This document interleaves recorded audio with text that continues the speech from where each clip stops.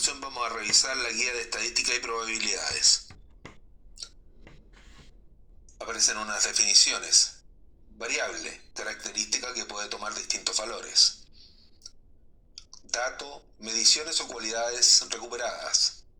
Población, área de la cual son extraídos los datos, también llamado universo.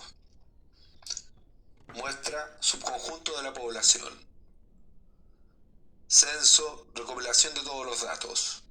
Parámetro, características medibles de la población. Estadística, función o fórmula que depende de los datos de la muestra.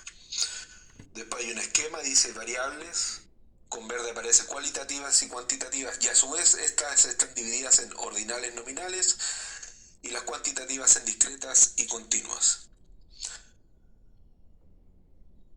Ahora vienen las definiciones. Variable cualitativa ordinal, propiedad no numérica, pero que se puede ordenar según niveles. Y variable cualitativa nominal, propiedad no numérica que se puede ordenar. En la otra página, variable cuantitativa discreta, si presenta una propiedad numérica que solo puede tomar ciertos valores habiendo separaciones entre ellos. Y variable cuantitativa continua, si representa una propiedad numérica que puede tomar cualquier valor dentro de un intervalo sin que haya separaciones entre ellos. Después aparecen los métodos estadísticos. Primero, el planteamiento del problema, después el diseño del experimento, luego la experimentación y recolección de datos, después la organización y descripción de resultados y el análisis e interpretación, inferencia. En la otra página dice estadística descriptiva. Interviene en la investigación a través de la experimentación, pasos de la investigación, formulación del problema, precisar conceptos a utilizar, formulación clara de preguntas y limitaciones del problema, etc. Después, diseño del experimento, obtención de un máximo de información, minimizando costo y tiempo, y determinar el tipo de muestreo y tamaño de la muestra. También aparece el desarrollo del experimento, que es la recolección de datos. En la otra hoja, tabulación y descripción de resultados, análisis, que es la construcción de tablas y gráficos, y la inferencia estadística, que son las conclusiones a partir de la muestra acerca de la población bajo estudio. Después dice, los datos siguientes representan las respuestas de 30 trabajadores de una empresa a la consulta de cuántos hijos tienen. Y ahí están en una tablita, 3, 5, 4, 2, 0 y sucesivamente. Esas son las respuestas que da cada uno de los trabajadores, hay 30 respuestas. Después dice, en este caso tenemos que la variable X es el número de hijos a trabajar y el tipo es una cuantitativa discreta. Si ordenamos los datos anteriores tenemos, y los ordenamos de menor a mayor, 0, 0, 0, 1, 1, sucesivamente. Son los datos ordenados, las respuestas de cada trabajador. Y después lo organizamos en una tabla de frecuencia y tendremos los hijos, las respuestas 0, 1, 2, 3 hasta 7, que son las respuestas que dio cada uno de los trabajadores, pero después viene la frecuencia absoluta, que es la cantidad de trabajadores que dieron esas respuestas. A ningún hijo dijeron 3 trabajadores, a 1 6, a 2 9 y así sucesivamente. En la otra página viene la repetición de la tabla, las respuestas que dieron de los hijos que tenían y los trabajadores que la dieron. Después dice FRI, frecuencia relativa. ¿Cómo se obtiene? Se divide la frecuencia absoluta con el total de datos. Y la FRI porcentual, que es la frecuencia relativa porcentual. Se multiplica 100 a la frecuencia relativa. Y ahí de nuevo está la tabla, pero está con la frecuencia relativa y la frecuencia relativa porcentual.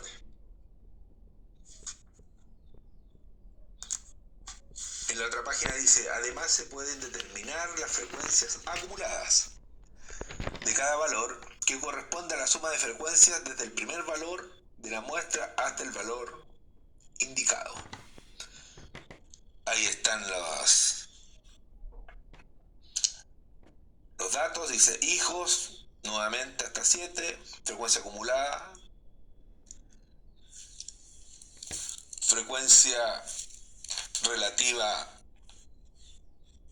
y frecuencia relativa porcentual.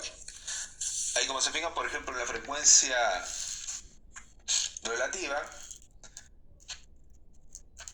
aparece 0,1 y la frecuencia relativa acumulada se van sumando las frecuencias relativas. Entonces, si el 0,1 aparece solo porque no hay nada más que sumarle, pero después hay un 0,2, queda en 0,3. Hay otro 0,3, queda en 0,6 y así hasta llegar a 1.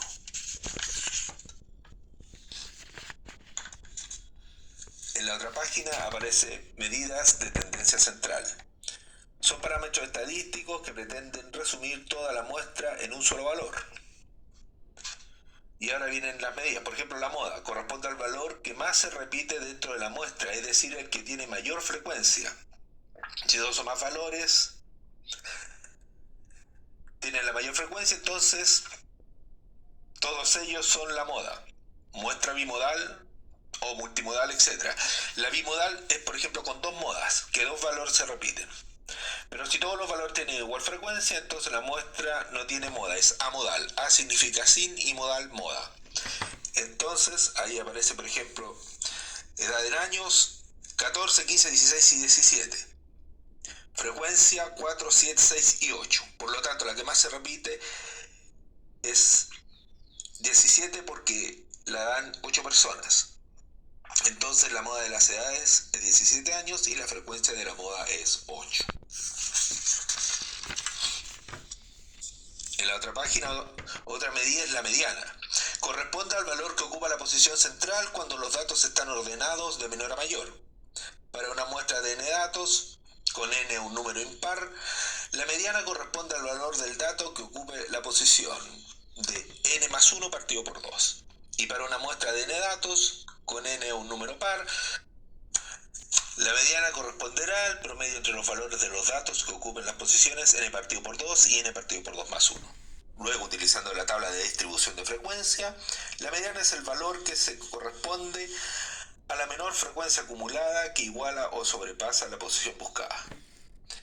Ejemplo, edad en años 14, 15, 16 y 17. La frecuencia 4, 7, 6 y 8. La frecuencia acumulada 4, 11, 17 y 25, como vimos anteriormente. Entonces la mediana es igual a n más 1 partido por 2. N más 1 es 26, partido por 2 es igual a 13. Vale decir, la mediana es 16 años.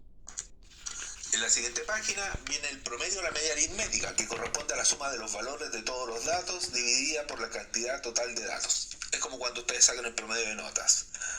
Dice, por ejemplo, edad en años 14, 15, 16, 17. La frecuencia 4, 7, 6, 8. Y la suma al final da 393. Entonces 393 dividido por 25 es igual a 15,72 años. Este es el promedio o media aritmética. A continuación, en la otra página vienen medidas de dispersión. Una vez determinadas las medidas de tendencia central de una distribución, nos interesa determinar cómo se reparten, dispersan y desvían los datos a uno y otro lado de la medida central. O sea, es necesario cuantificar la representatividad de la medida de tendencia para poder caracterizar la distribución. Si la dispersión es pequeña, indica gran uniformidad y la información tiende a concentrarse en torno a la medida central. Por el contrario, una gran dispersión indica que los datos están alejados de ella. El rango es un suplemento de la media definida como rango es igual al dato mayor menos el dato menor. Desviación media. Ejemplo, determine la desviación media. Dice, las edades de un grupo de personas son 22, 25, 24, 21, 20, 21, 20, 24, 25, 27, 22. Debemos calcular el promedio, que es 251 partido por 11, que es igual a 22,8, vale decir aproximando 23. Ahora calcularemos las desviaciones de cada una con la media en valor absoluto. Y ahí aparecen los cálculos. En la otra página dice, terminaremos calculando el promedio de los nuevos datos. Desviación media es igual 1 más 2 más 1 más 2 más 3 más 2 más 3 más 1 más 2 más 4 más 1. Todo eso se parte por 11, da 22 partido por 11 es igual a 2. Por lo tanto, la respuesta es que la desviación media de los datos es 2. Y después viene la desviación estándar. Una desviación estándar baja indica que la mayor parte de los datos de una muestra tienden a estar agrupados cerca de su media, también denominado el valor esperado. Mientras que una desviación estándar alta indica que los datos se extienden sobre un rango de valores más amplio. Y a continuación encontramos la fórmula. Bueno, eso ha sido y espero que estén muy bien. Hasta luego.